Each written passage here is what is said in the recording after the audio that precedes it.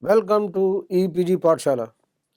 I am Dr. R.K. Verma, ex-Chief Scientist CSIR NISCARE, which was earlier known as INSDOC.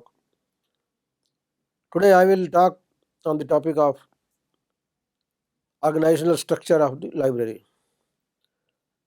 As you know, this is one of the major functions of management. Under library management, after planning, organizing the institution library is the most important function of the management. The term organizing relates to the process of defining formal relationship among employees or personnel and resources like raw materials, equipments, and capital, etc., to accomplish set goals. Organizing actually the process of devising the mechanism through which the efforts of people are directed and coordinated towards goal achievement. In this module, the various principles, characteristics, elements as guidelines and models of organizing structures in libraries will be described. A few features of good organizing have also been enumerated along with the organizational charts, how to prepare that. Before we proceed further for describing the organizational structure of library in various components, let us be clear about the objectives first. First of all, the main objective is to know the process and principles of structuring and related aspects and apply the principles and procedures for creating an organizational structure of a library, describing its meaning, what are the elements, what are the functions of the structure, so as to understand the working of the structure along with their models and know the basis for departmentalization.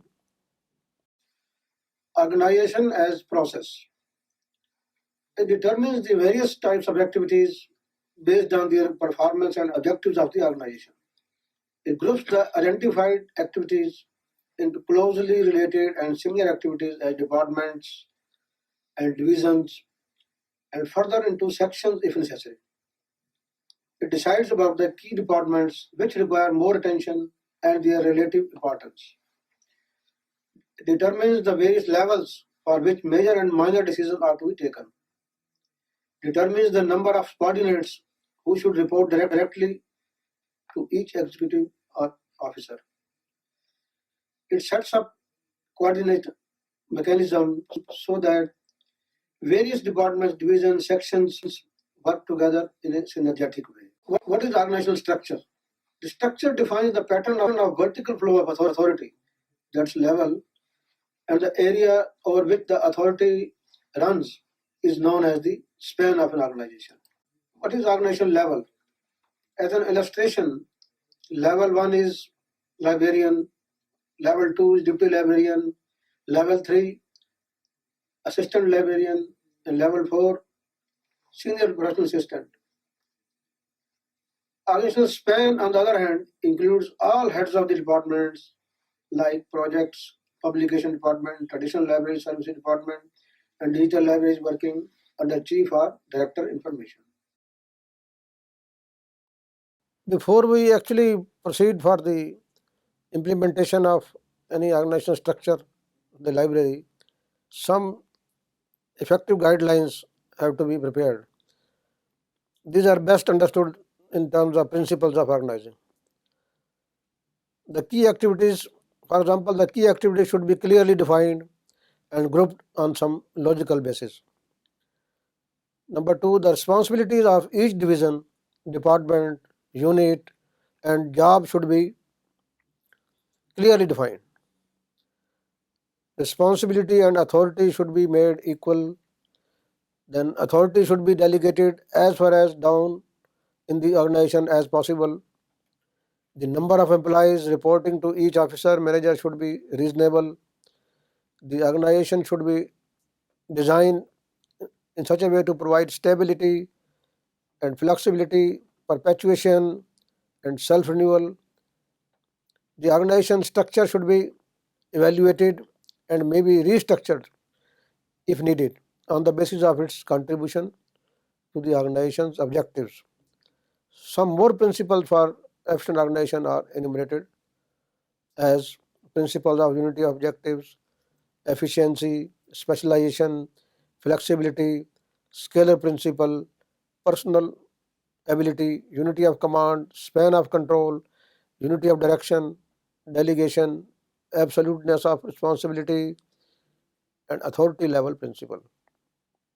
Principle of unity of objective.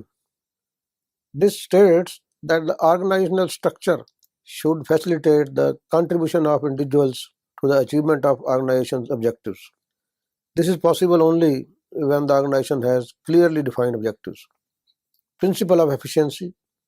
According to this principle, the objectives of the enterprise must be accomplished with minimum unsought consequences or cost. The organizational structure should enable the enterprise to function in an efficient way. Let us describe what is the principle of specialization. This principle states that effective organization must promote specialization. As per this principle, the officers or executives at higher levels should be approached only in case of exceptionally complex problems. But routine matters should be dealt with by the subordinates themselves at subsequent lower levels. This is due to the limited time available with them. The next principle of flexibility relates to the fact that organization should be adaptable to changing circumstances and should permit growth, expansion, and replacement without disturbing or dislocation and disruption of the basic design. Scalar principle. There should be a clearly defined ultimate authority in every organization. This will ensure more effective organizational performance and communication.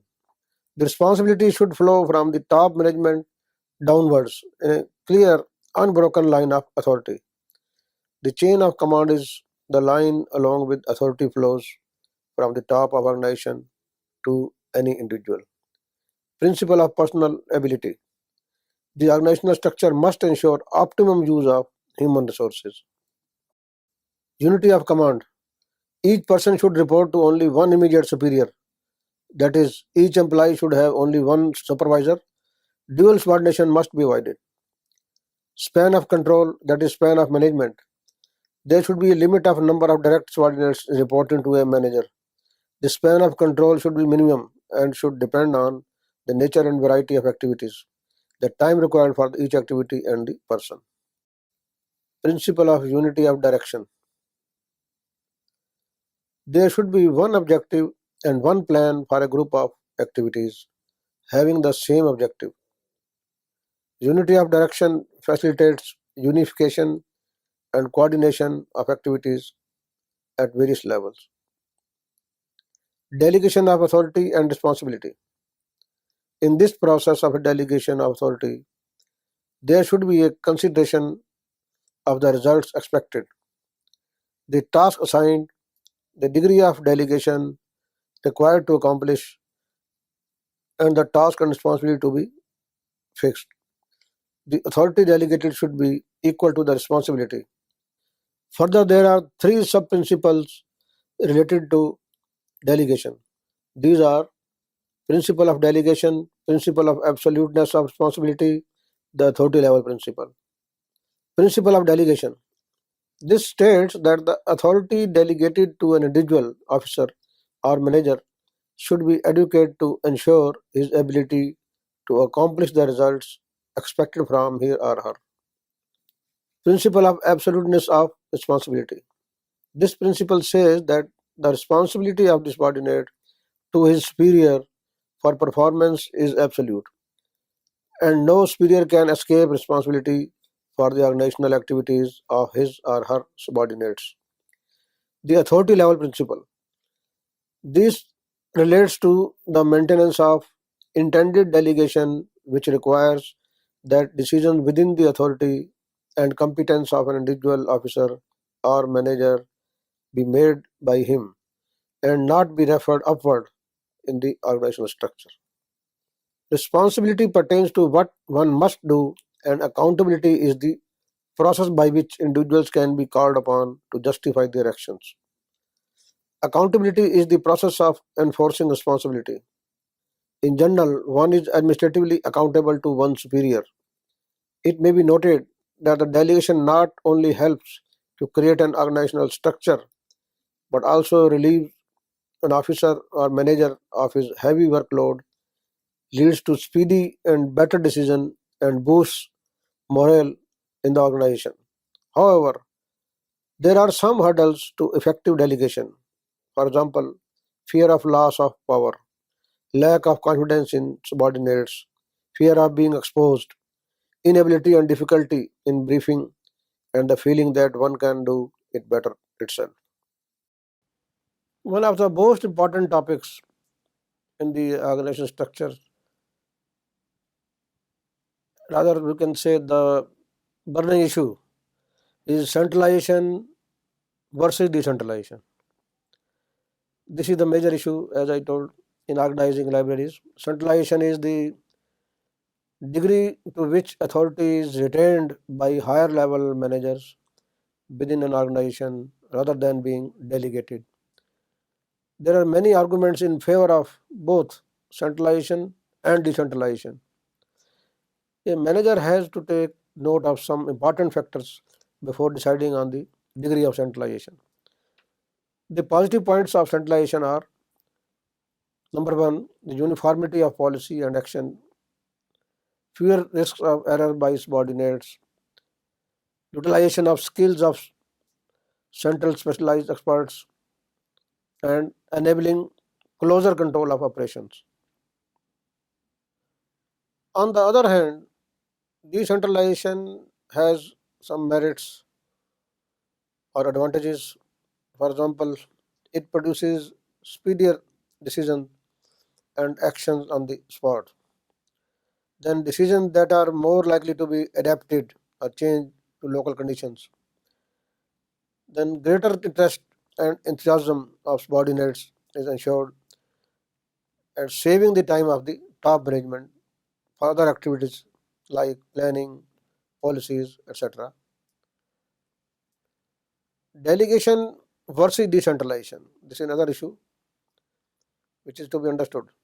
It may be noted here that delegation is a process, whereas decentralization is the end result of delegation and dispersal of authority. In delegation, a superior continues to be responsible for the work delegated to his subordinates, whereas in decentralization, the supervisor is relieved of his responsibility for that. Delegation is essential, but decentralization is not, that is optional. Term coordination and integration. You must know the difference between the two. What is coordination? It is the process of ensuring that persons and units who perform interdependent activities work together in a way that contributes to overall goal attainment. While integration is the unified control of a number of successive or similar operations, an effective organization structure not only requires vertical and horizontal coordination but also perfect integration of functions. Vertical coordination is concerned with linking of superiors and subordinates of and of units at different levels of the organization. Horizontal coordination is concerned with linking of peers and units at similar organizational levels. Then what are the characteristics of organizing? The functional similarity is the main basis and criteria for grouping similar work activities. But some of the factors which affect the objective of grouping functionality similar works are inadequate volume of work to allow specialization, then traditions, work rules, personal preferences, and similarly are functions like inventory control to others in the organization. Then we come over to the elements of organizational structures. What are the elements? First is job description and making organizational charts by the network of formal relationships and duties. Then tasks and duties should be assigned to different people and departments to be known as differentiation. Separate activities and tasks should be coordinated, that is integration. Maintaining the power, status, and hierarchical relationships within the organization, that is authority system. The planned and formalized policies, procedures, and controls that guide the activities and relationships known as administrative system. And finally, the flow of information and communication network. Let us now discuss something about the basic premises, or you can say as a which are practiced, and you can say the models in a sense on which the effective organizational structure can be maintained. There are five major types or forms of formal organizational structures. These are departmentalization based structure, number two, bureaucratic structure, three, project organization based structure, metric based structure, and lastly the network based structure. Let us discuss these models one by one. First one is departmentalization based structure. This structure involves a logical grouping of activities into departments, divisions, groups, sections, with the authority which is reduced hierarchically downwards the line. Normally, the following bases are used to establish departments. For example, subjects on the basis of function or territory, on product or customer. A library may use combination of several methods or combination of above the item which I have told, keeping in view the purpose of creating a structure that is an effective service. As an example, a public library generally may have a subject unit by combining several subjects, circulation unit by function, service to business or children by customer based, and branch libraries on territory based. So these are the five bases on different criteria. An example of public library which covers all these type of bases. Then next is the bureaucratic structure. This is the oldest form of organization to develop and is hierarchical in nature, formal, mechanistic, you can say, in nature. It has some fundamental features like limited span of control, unity of command, equal authority and responsibility, delegation of routine matters, and still from the foundation, which form the foundation of most management structures. Then comes the project-based structure. The scope of the work involved in project mode and its management includes complexity of operations, fixed time schedules of delivery, numerous components and agencies to be dealt with. Also, the need for a great deal of planning, research, coordination, and control are features common to large projects. Then the common example we can take is the library automation, which is conducted in the project mode involving staff with different specializations. For example, library science, computer science, administrative, and financial aspects, etc. Then comes the matrix-based structure. This is an organizational structure which facilitates the horizontal flow of information. It is used mainly in the management of large projects or product development processes, drawing employees from different functional disciplines for assignment to a team without removing them from their respective positions. It also deals with multiple products and our projects, organizing on the basis of products or projects to an appropriate method of division of work and responsibility. This type of division, when integrated with the functional organization, constitutes a type of matrix-based structure. Lastly, the employees in a matrix organization report on day-to-day basis and of their performance to the project or product manager, whose authority flows sideways, that is horizontally, across departmental boundaries. Then comes the network-based structure. A network-based structure is found when two or more geographically separated organizational units with common functions are joined together through channels of communication. For example, hotel chains, airlines follow this type of network structure. Libraries also work on this concept of resource utilization and sharing. In this type of structure, the enterprise relies on outside agencies or companies rather than hiring workers for all of its business functions.